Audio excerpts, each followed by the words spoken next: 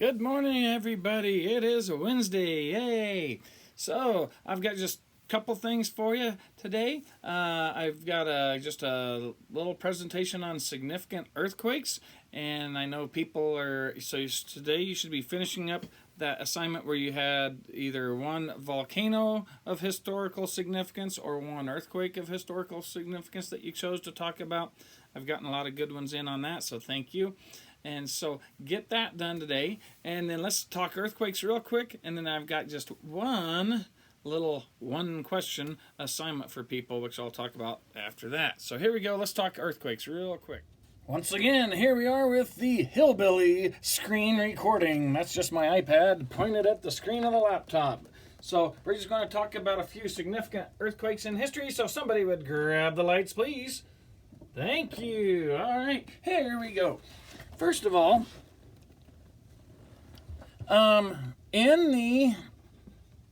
back to our plate tectonics, so a lot of these earthquakes are going to occur in this part of the world here, and there's a reason for that, which we'll get into in a few minutes. But remember, most earthquakes and volcanoes occur along plate boundaries. That's just like the crack where between two plates in the Earth's crust. And you often hear the Richter scale, which actually really it's the earthquake magnitude scale now. They still call it the Richter scale, and they're essentially very similar. And yeah, so there's earthquakes that go on all the time. If it's below about a 3, you probably can't even feel it. And pretty much the ones that start causing damage are above 6. And there's a few that have been 9s, but that's very rare. Okay, where and when was the largest earthquake ever recorded in terms of magnitude? Anybody? Very good job. It was in Chile in 1960. And so here's the Andes Mountains. And so Chile's right in there. And so yeah, it was a 9.5. That is the biggest ever recorded. What about the second largest earthquake ever recorded in terms of magnitude? Going once, going twice, and yes, that was in Alaska just a few years later, ironically. And a lot of the damage came from that because of not just the earthquake, but the tsunamis that came with it. And so Alaska, that one was a 9.2. And so here is what you can see. They call it the Ring of Fire because here's the Pacific Plate. And then there's a lot of other smaller plates close to that. Nazca Plate. Over here you have the Philippine Plate. Here's Japan. They get a ton of earthquakes because you've got the Eurasian Plate and the Pacific Plate and the Philippine Plate all meeting right there. And so that's called the Ring of Fire. Most of the earthquakes that we're going to talk about are occurring on that on that Ring of Fire. We already did that. Okay. Now, as far as number of deaths, the two largest earthquakes ever in terms of the number of people killed. Anybody have any ideas on that? What country would that be? And yeah, that makes sense. China, well, they have a lot more people, so they're probably going to have a good chance of having a lot more deaths. And yeah, and one of these, the biggest ever as far as lives claimed, was actually in the 1500s, and it claimed over 800,000 people, so you're getting close to 1 million people there.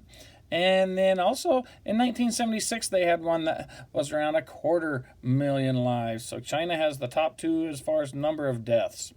Another one that was close behind is just, a few years ago, well, several years ago, 2004. This was is an earthquake in the Indian Ocean, and then it caused tsunamis, because those are just waves. You think about tidal waves or rogue waves in the ocean. Well, a tsunami is a giant wave in the ocean that is caused by an earthquake, and so that too was close to 250,000 lives, and that was just a little over 15 years ago.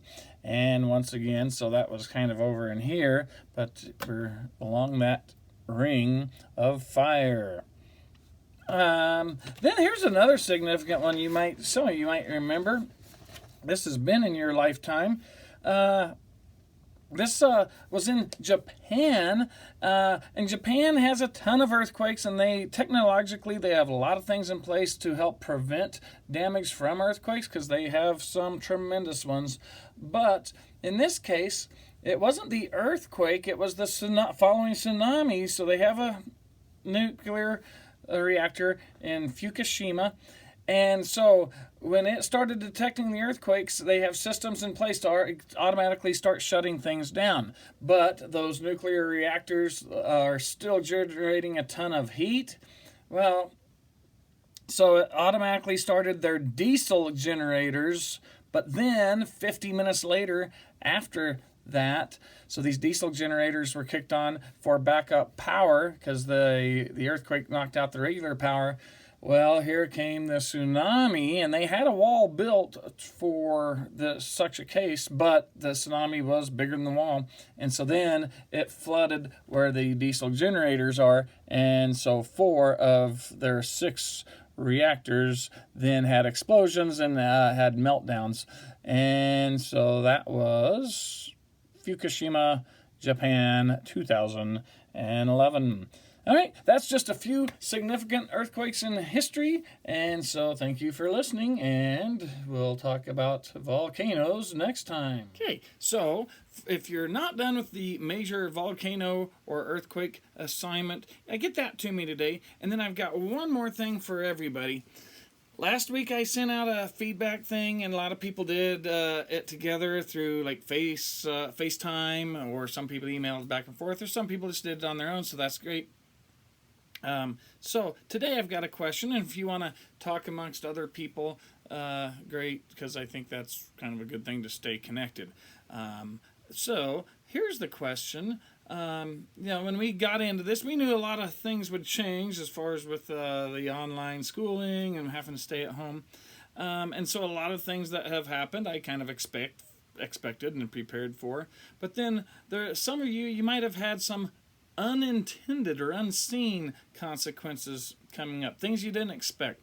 For instance, the one thing that's really I've had to think about, and actually I've got a calendar up behind me now, it's because I don't have any idea what day it is, and I get really kind of confused just because, and a lot of it is by filming these episodes, because like right now, I'm talking to you like it's Wednesday, right? Well, actually right now it's Monday. I'm filming this on Monday. I try to do everything, a day or two, or some things, more in advance than that.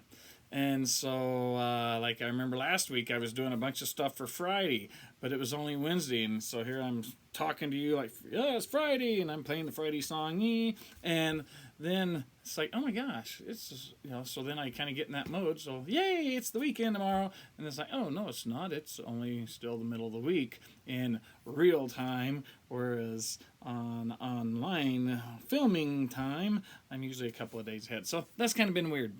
So anyways, just shoot me an email as far as what would be, has there been something that's come up that you have been surprised by or didn't necessarily expect to see coming? Okay, so that's the job for everybody. If you could get that today or tomorrow, and then if you have not finished the volcano or earthquake of significance project, get that to me today, and we'll see you tomorrow. So thank you, everybody.